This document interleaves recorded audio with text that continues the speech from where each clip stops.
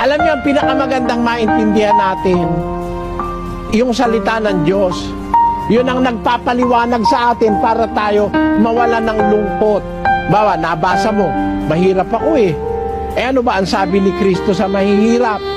Basahin natin ang 6:20 ng Lucas.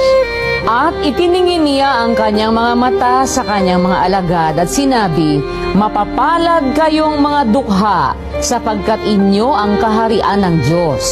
Mapapalad kayong mga gugutom ngayon, sapagkat kayo'y bubusugin. Mapapalad kayong nagsisitangis ngayon, sapagkat kayo'y magsisitawa. Mapapalad kayo kung kayo'y kapuotan ng mga tao, at kung kayo'y ihiwalay nila, at kayo'y alimurahin, at itakwil ang inyong pangalan at tila masasama dahil sa anak ng tao. Mga galak kayo sa araw na yaon, at magsilukso kayo sa kagalakan, sapagkat narito